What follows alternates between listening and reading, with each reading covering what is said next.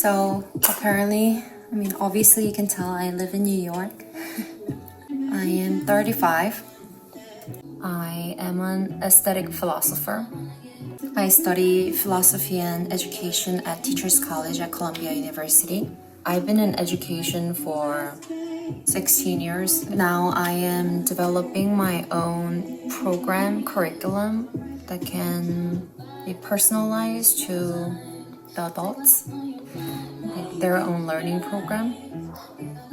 For self-development, I don't know, as an educator and who studied philosophy, I thought maybe there should be a little change in the view of self-development in adulthood. So I wanted to create something that's more self-directed and sustainable. Sustainability is more important when you're trying to grow in adulthood. So yeah, that's what I do. I'm originally from Korea at the age of 14, and I lived in America for more than 20 years now. So my English is not that great. I stutter a lot, especially on camera. So bear with me. I always try to keep myself very professional but young heart at the same time. And one way to do that for me is keep challenging myself, because as you get older, you feel like you know everything sometimes and there's nothing to learn in this world. And I realize that's what makes me feel old. Like me not challenging myself, me trying to just stay where I was or stay where I am. Oh yeah, some people ask me like how I look so young. I care about what I eat and how much I drink water, because that really matters with your skin quality, you know? The food you eat creates the skin. Then obviously, the cleaner your food is, the cleaner your skin is. Oh, I try to think positively, because positive thoughts will make you smile, or it uses this muscle. And negative thoughts would make you frown, which use like this muscle. So it creates all this like ugly face, you know? So I try to always keep myself think positively so it can create that, utilize my muscle, the right facial muscle. Fun fact about me, I went to college for 9 years.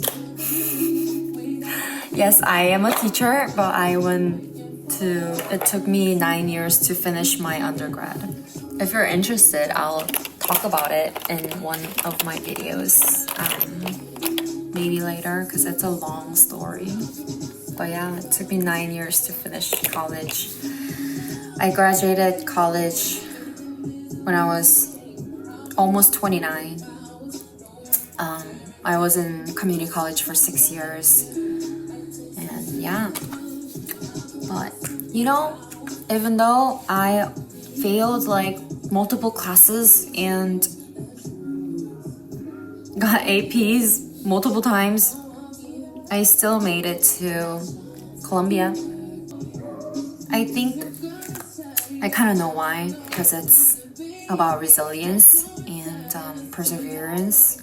Yeah, I was able to make it. Some people might want to know what aesthetic philosophy is. And aesthetic philosophy is studying about beauty, taste, things like that. I think beauty is something more natural, and that's my definition. I mean, not my definition, actually. Kant talks about it too. And I agree. So I try to keep myself very natural. So I like to have my lifestyle more holistic than utilizing a lot of chemicals to make my face look younger. I'm Korean, so obviously there are so many people who do other things on their face to, make them look young. But I don't know, for me it's just not sustainable because I'm not rich. I don't have all that time and energy and money to afford that. So I decided to do something that's more probable for me and sustainable for me. So I eat clean food, I drink water, I think positively, and I work out and try to live young in my heart, but always be responsible with my choices. I have multiple jobs. I actually want to have my career change to more entertainment field. I've tried acting and modeling after I moved to New York, and it felt so great. Like I was like, I could be present without anyone, or I could be present without forcing myself. And that only happens when I'm teaching students, so it was really interesting how I could do that. And one of the reasons why I want to try living my life more fully is because I want to inspire my students. Like our parents' generation, they didn't have enough resources to have these kind of experiences that we have in this world right now. So someone has to be an example for them. So I decided to use myself as an example instead of just telling them like, oh, you should go for what you want. I should go for what I want, so that my students get inspired by that and feel okay to pursue what they want. I was once about 40 pounds more than how much I weigh right now. But I managed to lose them in 10 years through sustainable lifestyle. I was able to maintain my body figure and weight for the past 3 years. I used to think that I wasn't that pretty,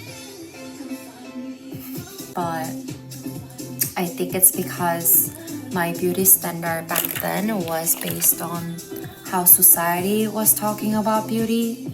And now, because I think that beauty is really from within, like I feel very beautiful, pretty. But I feel like everyone will find their beauty when they feel the most natural about themselves, because in aesthetic philosophy it talks about that, how nature brings the beauty inside of us. So yeah, that's why I want to raise awareness of your natural beauty can be found within yourself, but obviously you still need to do some work towards it, and that could be just finding about what you like and how you are and who you are. I used to be like, oh, I wanna do double eyelid surgery because I have monolid. No. But now that I got older, look what happened. I saved money. I manifested this. Isn't that funny? I used to have so many freckles, so I think that's one thing that I changed about my facial look. I got my freckles lasered, but obviously they come back out. And then 10 years later, freckles are in trend. If I kept them, I think that's when I realized, like, oh, beauty standard changes, then I should just find my own beauty so that I don't have to be the one who's like always like changing based on what society thinks beauty is. Like, if I have my own definition of beauty, then that's it. What else do I need? So that's how I started my own journey of finding my natural beauty. My New Year resolution, letting myself be free. From 2023 till last year, I was super disciplined, doing almost everything, like same thing over and over again. And this year, I am going to be more creative with my lifestyle, so I'm just going to let things flow on its own instead of me trying to control it. Like, if it's on MBTI, I used to live J's life, then now I want to live like P's life a little bit. I'm a Sagittarius, so I love adventures and freedom. I'm very intuitive that sometimes I can just pick up my friend's birthday gift without them telling me. Or I would call my friend, do you have something going on? Then they would be like, how the hell did you know? Well, I'm not married. I realize marriage is really not up to me, it's up to God. So I decided to experience this modern single life. But I'm not the only one, you know. There are so many out there, even though all my friends that get married. Yeah. So I heard in 30s, it's either there's like 1 out of 2 people that didn't get married, and that one is me. Are you married? Then, you know, I'm probably not married. I am very talented. I can sing, I can dance, and I can write, I can act. So I was like, why am I just being a teacher? Why don't I do all? And actually teaching job is something that you can do all of them. So I realized teaching job is really, really good for some people like me. Like designing curriculum is still designing something. It's a creation. Talking to students, you gotta have set tone, manner, attitude based on certain situations. That's like acting. Singing wise, I just love to sing. I went to karaoke like 3 times a week in middle school when I was in Korea. At least once a week here when I came to America. And my makeup is done. Thank you for coming to my talk.